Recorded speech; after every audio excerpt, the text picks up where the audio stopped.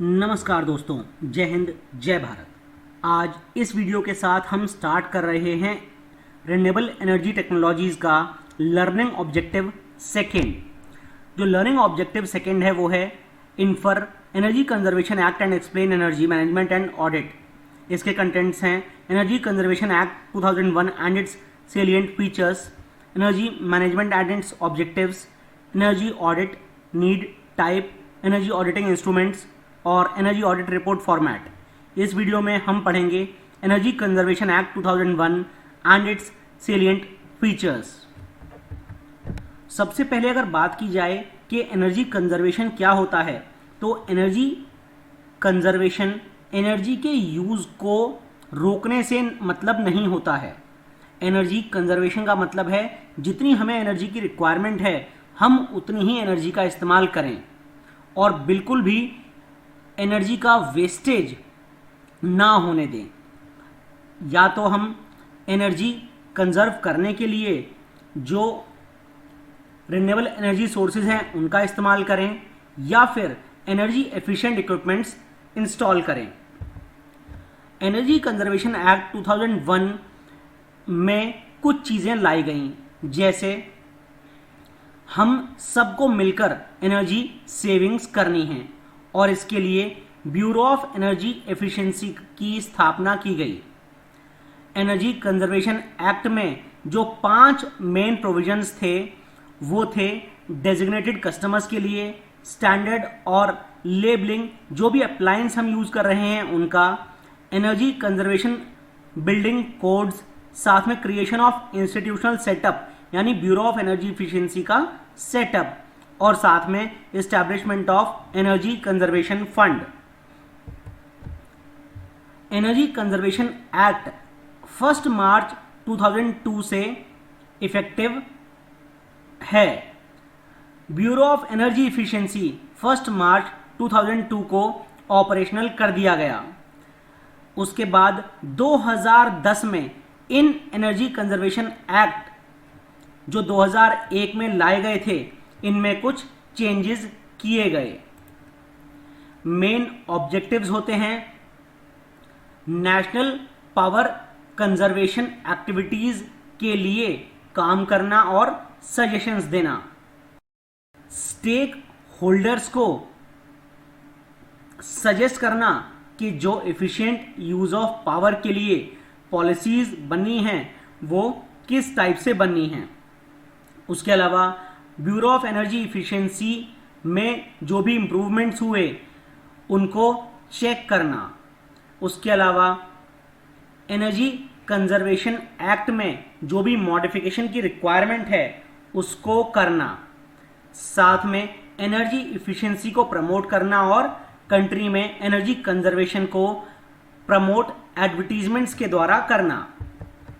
इसके salient features हैं energy conservation act में सेंट्रल गवर्नमेंट और साथ में स्टेट गवर्नमेंट के पास भी कुछ पावर्स दी गई हैं, जैसे कि एनर्जी यूजेज के जो स्टैंडर्ड्स हैं वो फिक्स कर दिए गए हैं।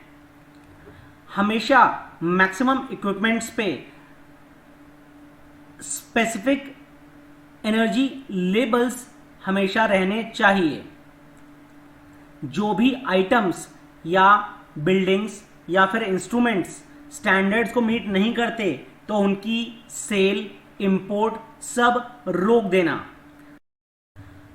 इसके साथ ही एनर्जी यूटिलाइजेशन स्टैंडर्ड्स और गाइडलाइंस को बनाना, इसके अलावा एनर्जी कंजर्वेशन बिल्डिंग कोड्स को भी प्रिस्क्राइब करना और उसमें कोई चेंज करना, जिससे कि नई बिल्डिंग्स में एनर्जी कंजर्व की जा सके।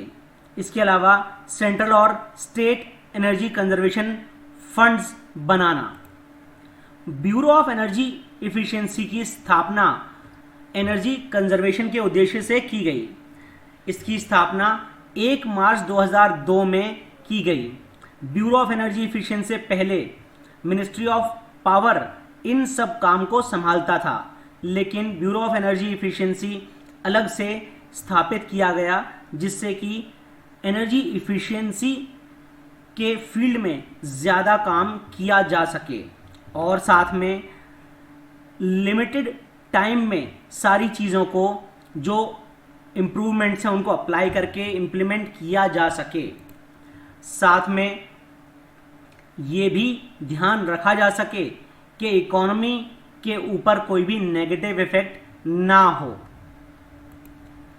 अगर ऑब्जेक्टिव्स के बारे में बात की जाए ब्यूरो ऑफ एनर्जी इफिशिएंसी के, तो इनका मेन ऑब्जेक्टिव था एनर्जी इफिशिएंसी को बढ़ावा देना, लेकिन साथ में देश के डेवलपमेंट के ऊपर उसका कोई भी साइड इफेक्ट नहीं आना चाहिए।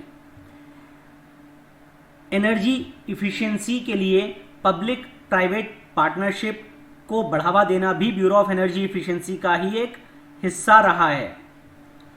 एनर्जी कंजर्वेशन एक्ट में बहुत सारी चीज एनर्जी कंजर्वेशन पॉलिसी को लेके ऑलरेडी दी गई है। एनर्जी कंजर्वेशन एक्ट में सेंट्रल गवर्नमेंट को एनर्जी यूजेज को लेकर जो भी काम करना है वो स्पेसिफाई किए गए हैं। साथ में यहाँ पर ये भी स्पेसिफाई किए गए हैं कि एनर्जी को यूज़ करने वाले जो यूज़र्स हैं उनका टाइप किस टाइप का है। इसके अलावा एनर्जी कंजर्वेशन बिल्डिंग कोड्स भी एनर्जी कंजर्वेशन एक्ट में दिए हुए हैं। लोगों को किस टाइप से ट्रेन करना है जिससे कि एनर्जी को कंजर्व किया जा सके, वो भी एनर्जी कंजर्वेशन एक्ट में स्पेसिफाई किया गया है। उसके अलावा ज़्यादा एडवर्टाइजिंग द्वारा कैसे एनर्जी कंजर्वेशन को बढ़ावा दिया जा सके, वो भी यहाँ पर एनर्जी कंजर्वेशन एक्ट में स्पेसिफाइड है। एनर्जी कंजर्वेशन एक्ट में नई रिसर्च के लिए, जिससे कि नई डेवलपमेंट्स की जा सके बिना एनवायरनमेंट को हार्म किए हुए, यानी सस्टेनेबल डेवलपमेंट, वो भी यहाँ पर स्पेसिफाई की गई हैं। लोगों को ट्रेन करना, नए इक्विपमेंट्स को हाईली इफिशिएंट होना, ये सब चीज़ें एनर्जी कंजर्वेशन एक्ट में स्पेसिफाइड हैं। इसके अलावा एनर्जी इफिशिएंसी को प्रमोट करने के लिए फाइनेंशियल सपोर्ट देना, उसके अलावा